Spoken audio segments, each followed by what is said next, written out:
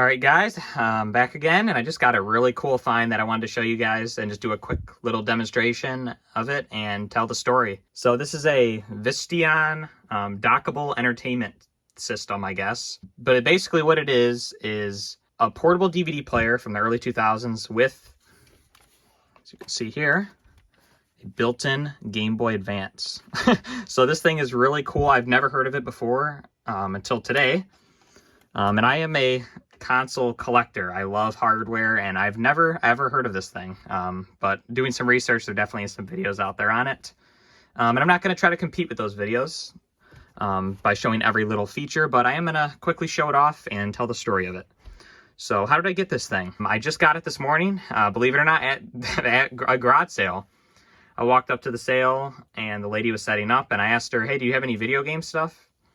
And she was like, hey, there's an old, I think there's an old Game Boy on the table over there. She points over to a table she had set up.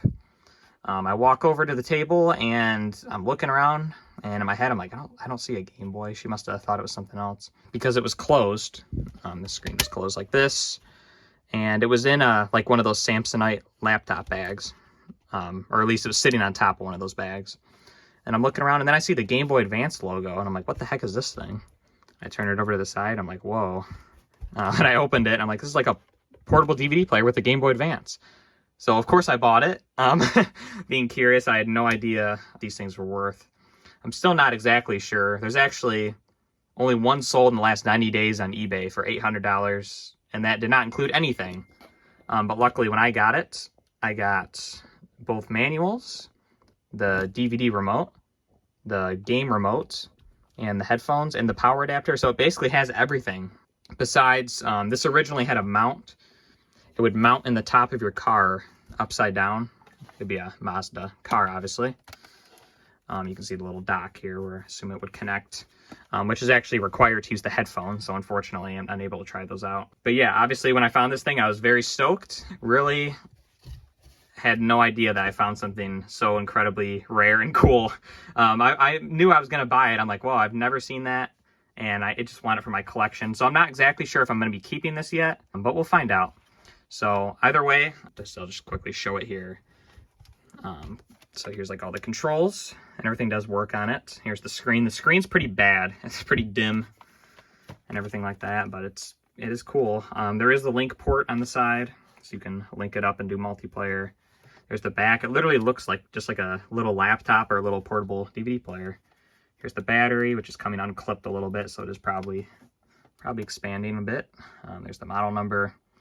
Yeah, just a very strange thing. It doesn't feel super high quality, but from the videos I'm seeing, apparently this thing was $1,300 when it was new, which is insane to me, just because it seems like just buying a Game Boy Advance SP, which would have been out at the time, and portable DVD player would have been far cheaper than this thing. You didn't get a wireless controller, so maybe people wanted that.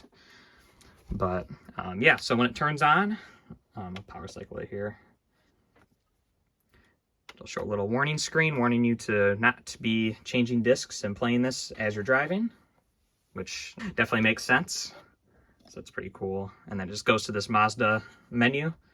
You can open it, put in your movie of choice, and we'll just start playing. I'm very glad that it reads discs, of course. I have to mute the sound here. But yeah, this is just a very unique device for sure. Let's see, I gotta mute that for sure. But yeah, it reads discs perfectly fine, and it plays sound, and everything works on it. But I did have to do a repair to this unit. I'll stop the disc real quick. But so the issue with this unit was, I'll put a picture up right here on screen.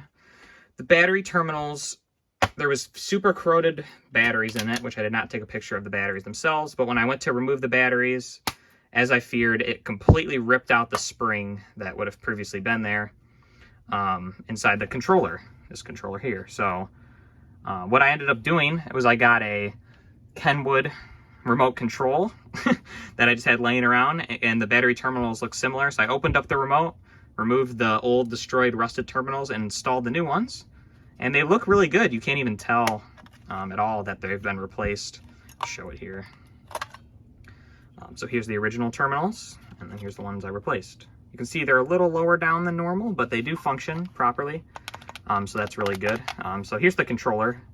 Got a little D-pad, 2 A buttons for some reason. It's kind of nice having this big one, I guess. Start, select, and then there's these 2 bumpers back here. I do have the battery cover as well.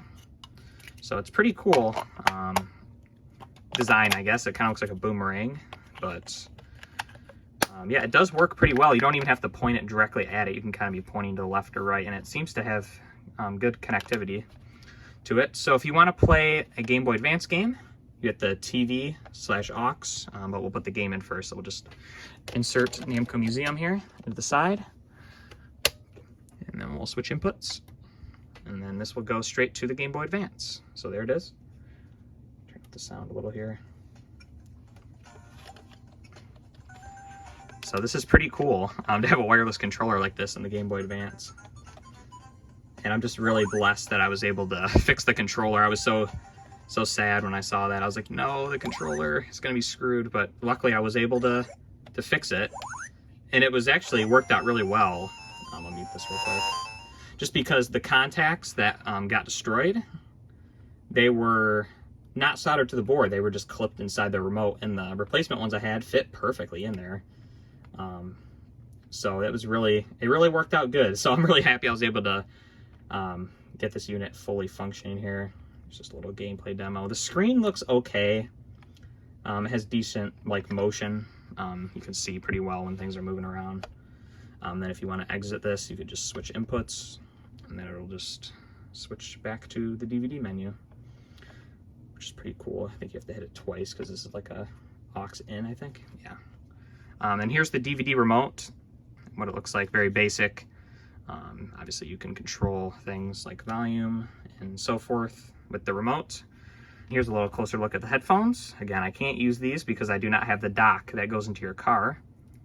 But this is what they would have looked like. I actually haven't opened the battery compartment on this yet. I'm kind of afraid to. I'll do that later. But they look very uncomfortable, as you'd expect from cheap headphones. Well, I guess these weren't cheap. They were very expensive. And then here's the AC adapter, which is original. So yeah, that's basically the video. I just wanted to show this off. Oh yeah, by the way, here's the, actually I didn't show around the sides. So here's the IR receiver. Volume, 2 headphone inputs, or outputs, I mean. You have audio in, yeah, video in or out, so that's pretty cool. So that would be what that other input is. And then this side has just the DC jack. So again, very cool find. It may be for sale. I'm not exactly sure yet what I want to do with it because I am such a hardware nerd. This is kind of cool. I kind of do want to keep this thing, but at the same time, it is worth a decent amount of money. Here's the sheet here, if anyone's interested.